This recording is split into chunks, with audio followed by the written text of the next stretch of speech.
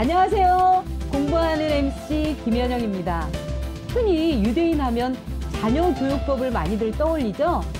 그런데요, 배움이라는 게 꼭 성장기 자녀에게만 필요한 걸까요?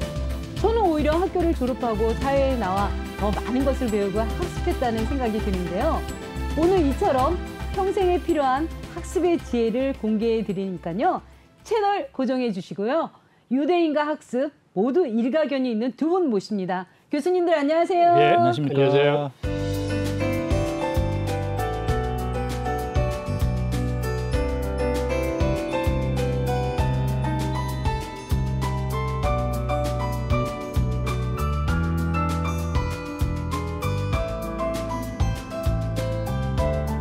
저희가요, 프로그램 초창기에 유대인의 자녀 교육법을 한 차례 소개를 했었는데요. 그에 비해 학습은 더 넓고 능동적 의미의 시간이 될 것 같아요. 이번 시간이. 유대인이야말로 학구열이 대단한 민족 아닌가요, 교수님? 맞아요. 이스라엘이 1948년도에 건국을 했는데 그보다 30년 전인 1910년대에 대학부터 세운 민족이에요. 그 와이즈만 박사하고 아인슈타인이 세계를 돌아다니면서 그 유대인 디아스포라에 가서 자금을 모금합니다. 그리고 그 돈으로 히브리 대학하고 테크니온 공대를 세워. 그 당시에는 팔레스타인의 유대인들이 몇천 명뿐이 살지 않을 때인데도 대학을 이미 2개를 세워서 준비를 했던 민족이에요. 그런데 이것만 대단한 게 아니고 과거에도 교육이 유대 민족을 살려낸 적이 있어요. 그게 언제냐면 로마 제국하고 유대인들이 싸우다가 크게 지는 게 서기 70년도에 한 번 있었는데 요한나 벤 자카이라는 랍비가 우리가 로마 제국은 결국은 이기지 못해서 질 텐데 저렇게 지면 우리 민족이 말살되고 역사에서 흔적 없이 사라질 수도 있겠다 생각해서 이 사람이 로마 제국 총사령관을 찾아갑니다. 찾아가서 예언을 해요. 당신이 로마의 황제가 될 겁니다. 만약 황제가 되시면 제 작은 청 하나만 들어주십시오. 그래. 조그만 학교 하나를 남겨주십시오. 저희들이 공부할 수 있게. 해서 실제로 로마 제국한테 져서 다 망했을 적에 이 랍비는 예시바 학교를 하나 세워가지고 거기서 랍비들을 길러내가지고 세계 뿔뿔이 흩어져 있는 디아스포라에 랍비를 파견해요. 그래서 유대교와 민족적 동질성을 지켜내. 그러니까 망한 나라일지라도 교육만 붙잡고 있으면은 우리는 다시 일어설 수 있다는 거를 이때 이 랍비가 보여줘요. 그래서 유대인들은 그 외에도 나라를 지키는 건 군인이나 경찰이 아니고 학자라는 거예요. 그런 과거가 있어요. 어쩌면요, 지금 유대인들의 세계적인 위상과 이런 것도 다 이 뜨거운 학구열의 결과가 아닐까 싶은데요. 그래서 이번 시간 주제는 이렇습니다. 유대인의 경쟁력, 그들만의 학습법. 공부에는 왕도가 없다지만요, 유대인들의 학습에는 이런 길이 있다고 합니다. 자, 첫 번째 방법. 배움의 삶의 중심에 두고 평생 학습하기. 배움의 삶의 중심에 둔다. 교수님, 저한테 너무 먼 나라 얘기 같은데 어떻게 설명 좀 하세요. 지금도 공부해야 되는데 제가 안 하는 거죠? 유대인들이 배움의 길로 들어서게 된 기회는 기원전 6세기에 그 당시 유다 왕국이 망해가지고 전 국민이 그 바빌론의 포로로 잡혀갑니다. 그거를 이제 바빌론 유숙이라고 부르는데 이때 유대인들한테 멘붕이 와요. 무슨 얘기냐면 여태까지는 성전에 가서 하나님을 만났는데 성전이 이방인에 의해서 파괴가 된 거야. 그래서 포로로 잡혀와서 가장 큰 멘붕이 하나님이 세상에서 가장 강하다고 그러는데 어떻게 하나님의 집이 이방인들한테 저렇게 속절없이 파괴돼? 그러면 우리 하나님은 어떻게 된 거야? 라고 그래서 종교를 잊어버리는 상태가 돼. 그때 하나님께서 선지자를 통해서 새로운 메시지를 보내요. 하나님은 성전에 바치는 1000가지 제물보다 너희들의 1시간 배움을 더 즐거워하신다라는 메시지를 보냅니다. 그러니까 여태까지는 성전 중심의 종교였는데 이제는 배움을 통해서 하나님한테 가까이 가는 배움의 종교로 바뀝니다. 그 다음부터 배움은 기도하고 똑같은 신앙생활이에요. 유대인들한테는. 네. 그러니까 1시간의 배움이나 1시간 동안 기도 드리거나 비중이 같아. 근데 사실 기도 1시간 드리는 건 힘들어. 근데 1시간 공부하라고 하면 그건 할 수 있어. 그러다 보니까 유대인들한테 배움은 하나님한테 가까이 가는 길이고 그거는 평생 내가 걸어가야 될 길이야. 그래서 유대인들은 평생 공부가 자리 잡습니다. 그리고 배움이 삶의 수단이 아니야. 우리 같은 경우는 좋은 학교를 들어가기 위해서 좋은 직장을 들어가기 위해서 배워요. 그리고 목적을 달성하면 배움의 끈을 슬며시 나. 근데 유대인들은 그런 수단이 아니고 배움이 하나님한테 가까이 가는 길이기 때문에 이건 내가 평생 가야 될 길이고 더 많은 걸 배울수록 나는 하나님한테 더 가까이 가는 거예요. 그러니까 배움이라는 거에 대한 가치가 다른 나라하고는 틀립니다. 아, 삶을 관통하는 배움이라니 이 말을 증명해 줄 유대인이 누가 있을까요, 김 교수님? 저는 뭐 오라클의 CEO 레디 앨리슨 얘기를 좀 해드리고 싶습니다. 네. 이분이 이제 부모님이 이혼을 하고 버림을 받는 사람이에요. 예. 그래서 이제 입양이 됐던 분인데 이 양아버지가 이렇게 힘을 줬습니다. 유대인 교육 부모님이었는데 그래서 너는 훌륭한 사람이 될 수 있다. 이렇게 용기를 주면서 성장했고 오라클이라는 회사를 창업하게 됩니다. 이 뭐 하는 회사인가 하면 이제 기업의 네트워크를 연결해주고 기업의 결제라든지 통신이라든지 이런 걸 전부 다 전 세계 1위 정도로 하는 회사다. 이렇게 또 말씀드리겠습니다. 네. 특히 유대인들은요, 평생에 걸친 학습을 강조한다고 들었어요. 근데 일각에선 봐야 될 경전이 너무 많아서 그런다고 하던데 그게 진짠가요? 예, 맞는 얘기예요. 왜 그러냐면 유대인의 경전이 2개가 있는데 하나는 토라하고 하나는 탈무드예요. 근데 토라는 비교적 작은 책입니다. 즉 구약 성경의 도입부 5권이 토라예요. 그거는 하나님이 유대 민족이 살아가면서 지켜야 될 613가지 율법을 가르쳐 준 책이에요. 그런데 율법을 제대로 잘 지키기 위해서는 토라만 가지고서는 충분치가 않은 거예요. 즉 토라를 제대로 공부를 하려면 토라를 이해시켜주는 탈무드라는 책이 있어야 돼. 근데 탈무드라는 게 그게 웬만한 책이 아니라 자그마치 63권으로 이루어져 있어. 또 이걸 혼자서 공부하지 않고 항상 짝을 지어서 질문하고 답변하고 토론하는 식으로 공부를 해야 되는 거예요. 그런 의미에서 봐야 될 경전이 많다라고 얘기를 하는 거예요. 이 평생 학습이라는 게 유대인들만의 이야기가 아닌 것 같아요. 갈수록 사회가 발전하면서 우리나라 사람들도 평생 배우는 시대가 되지 않겠나요, 교수님? 맞습니다. 뭐 지금 평생 학습이 되었고 지금은 전 세계에서 우리가 영어만 잘한다 그러면 미국의 MIT 대학이나 하버드 대학 강의를 들을 수가 있습니다. 맞아요. 그래서 내가 공부에 대한 욕심만 있다 그러면 무료로 세계 최고의 학문을 들을 수가 있다. 그래서 이제 일부의 사람들은 앞으로 대학의 그 학벌이나 이런 명문이 없어질 것이다. 누구나가 하버드 대학이나 MIT에 미국에 가지 않고도 그 수업을 들을 수 있기 때문에 그렇다. 이렇게 말씀드리고 지금은 우리가 스마트폰으로 평생 학습할 수 있습니다. 맞아요. 스마트폰으로 모든 수업을 들을 수도 있고 숙제도 스마트폰으로 해요. 그래서 이제 결론은 모바일의 시대가 왔다. 이렇게 말씀드리고 우리 여러분들도 나이 들든 젊어든 스마트폰을 배워야 됩니다. 어떻게 활용해야 되는지 그 수많은 기능을 배워서 우리가 활용한다 그러면 평생 학습을 할 수 있다. 그렇게 또 말씀을 드리겠습니다. 네, 맞습니다. 그럼요, 평생 학습을 강조한 유대인은 누가 있을까요? 우선 한 40년 전에 정보화 사회를 예견한 엘빈 터플러가 있습니다. 그때 이미 정보화 사회를 예견하면서 그걸 3차 혁명이라고 불렀어요. 그러니까 1차 혁명은 농업혁명이고 2차 혁명은 산업혁명이고 네. 3차 혁명은 이제 정보혁명인데 그런 거를 예견할 수 있으려면 즉 그러한 통찰을 갖고 있으려면은 사실은 공부를 많이 해야 되는 거예요. 그래야 그게 이제 눈에 보이는 건데 이 양반은 그 살아생전에 이제 많은 미래학에 대해서 얘기를 했고 그다음에 2016년도에 돌아가셨는데 그때 또 한 명의 유대인이 와서 4차 혁명 얘기를 합니다. 진짜요? 네, 그 사람은 네. 다보스 포럼 창립자인 클라우스 슈밥이라는 건데 사차 공교롭게도 네. 이 양반이 돌아가신 해에 이 클라우스 슈밥이 이번에는 4차 혁명을 들고 나와요. One of the features of this fourth industrial revolution is that it doesn't change what we are doing, but it changes us.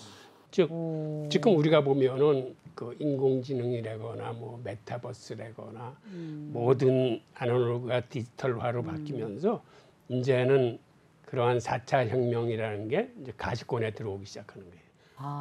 그 정도로 이제 지금은 세상이 빨리 바뀌어 나가면서 이것도 공부를 해야 되는 거예요. 그러니까 우리가 평생 공부를 더 가열차게 해야 되는 거예요. 쫓아가려면. 야, 그렇군요. 그럼요. 이 평생 학습을 할 수 있는 구체적인 방법도 궁금해요. 그것도 알려주셔야죠. 네, 요새는 네. 공부를 옛날처럼 딱딱하게 하지 않고 가능한 재미를 곁들인 공부를 해요. 그게 이제 에듀테크라는 건데 이게 에듀케이션하고 테크놀로지 합성어인데 즉 학습을 하되 예를 들어서 게임 같은 걸로 이렇게 재밌게 하는 거예요. 예. 그다음에 이제는 어린 아이들도 인공지능 스피커하고 집에서 간단하게 영어를 할 수 있어. 영어 교육 같은 것도 되고 구글이나 페이스북에서는 가상현실이나 증강현실 안경들이 나와가지고 이제는 메타버스 세계를 사람들이 체험할 수 있는 기기들이 나와서 실제로 현실과 가상의 세계 그다음에 현실과 그런 가상의 세계가 접목한 증강현실 같은 게 그게 교육의 장으로도 쓰여요. 그러니까 앞으로 실제 세계는 모든 게 가상 세계하고 접목이 될 수 있어요. 그래서 그 안에서 교육도 있고 뭐 이벤트도 있고 현실 세계에서 이루어지는 것들은 이제 가상 세계에서 다 이루어지고 그 안에 일자리, 일거리 모든 것들이 그 안에서 가능하게 되는 이런 시대가 이제 다가오고 있습니다. 네.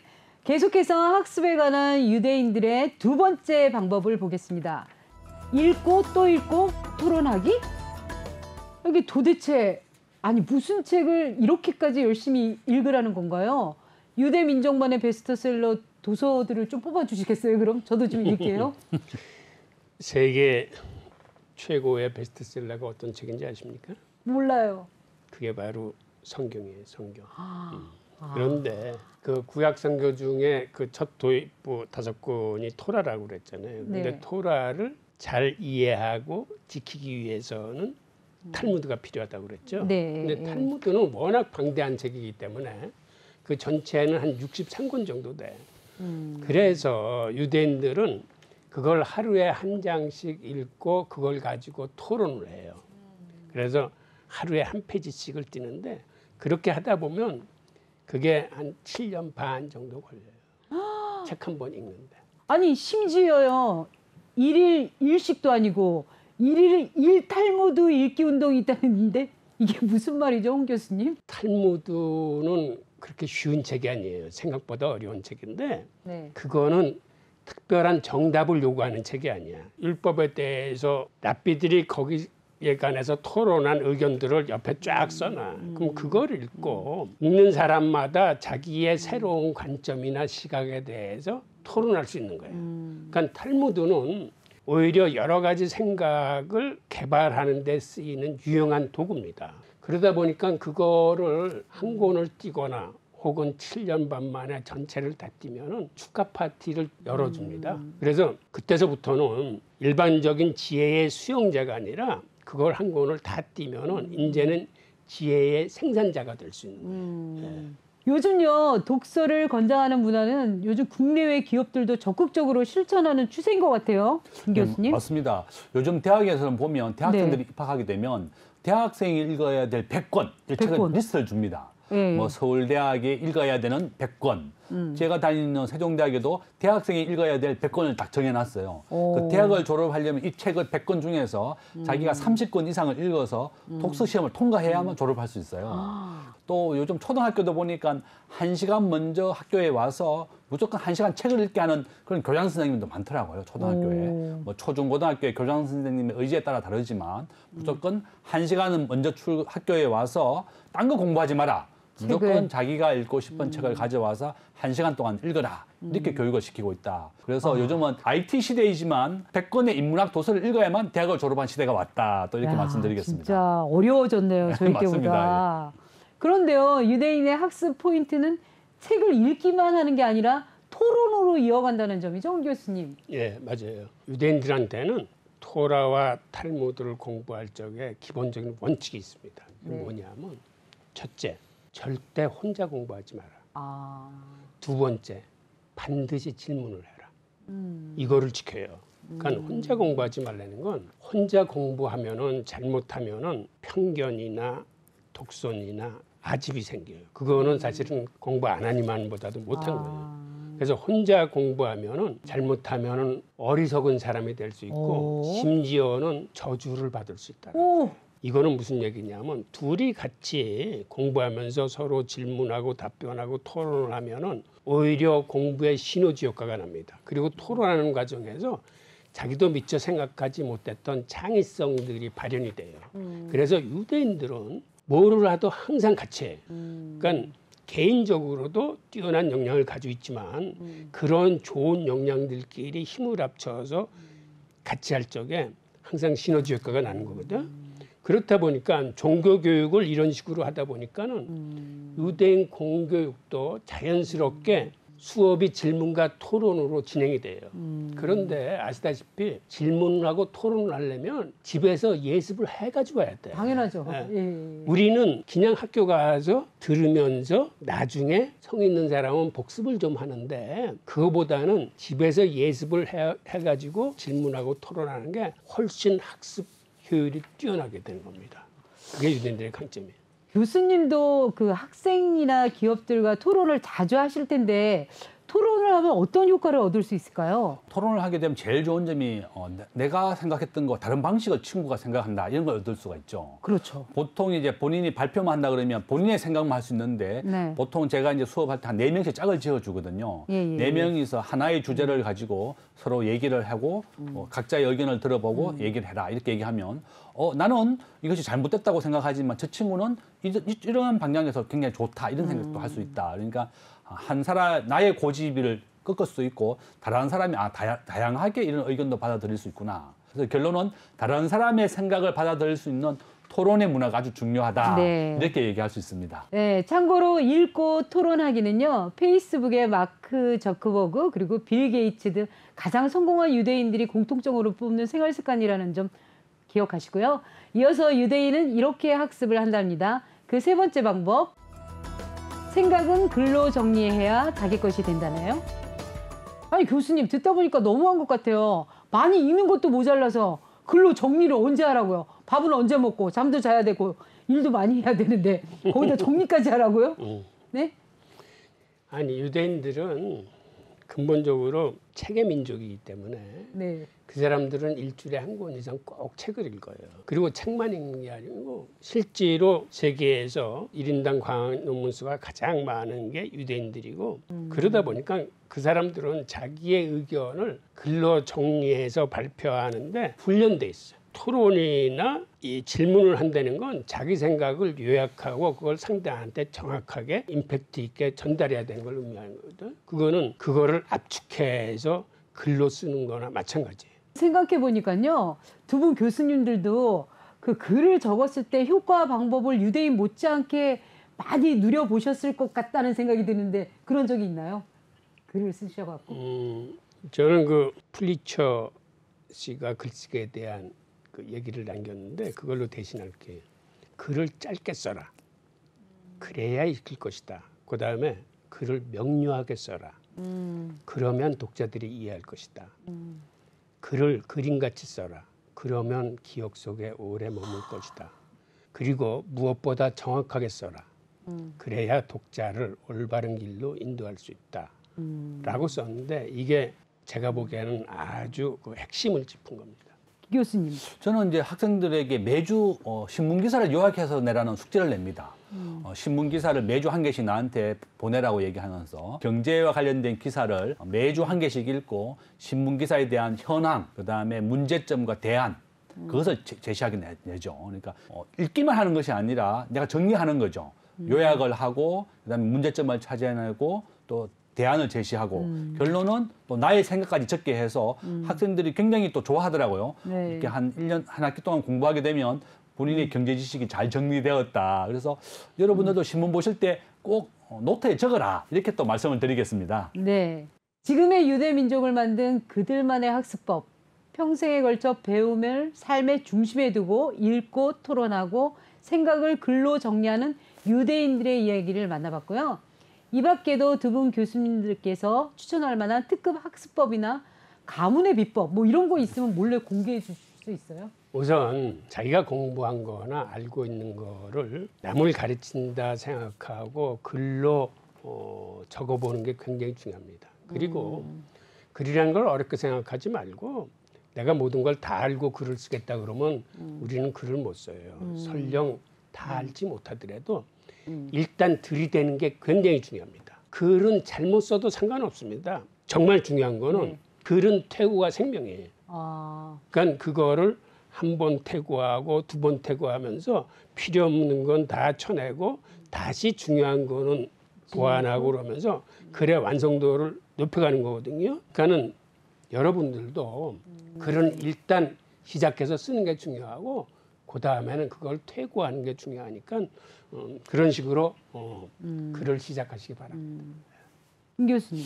저는 뭐 글 쓰는 방법에 대해서 말씀드리고 싶은데 네. 저도 굉장히 글을 좀 빨리 쓰는 편입니다. 네. 내가 손으로 쓰면 굉장히 느리니까 저는 스마트폰을 적극 활용해라. 글 쓰는 거는 어렵지 말하는 건 쉽거든요. 네. 내가 말하듯이 스마트폰을 대고 녹음을 하는 겁니다. 그러면 이것이 바로 텍스트로 돼가지고 다 나오기 때문에 굉장히 글 쓰기가 편리하다. 그렇게 또 말씀을 드리겠습니다. 유대인은 몰라도 사는 데는 지장이 없습니다. 그렇지만요, 알아두면 언젠가 분명 돈이 되고 약이 될 그들의 지혜. 다음 시간에 더 알차게 무장해서 돌아올 테니까요. 기다려 주시고요.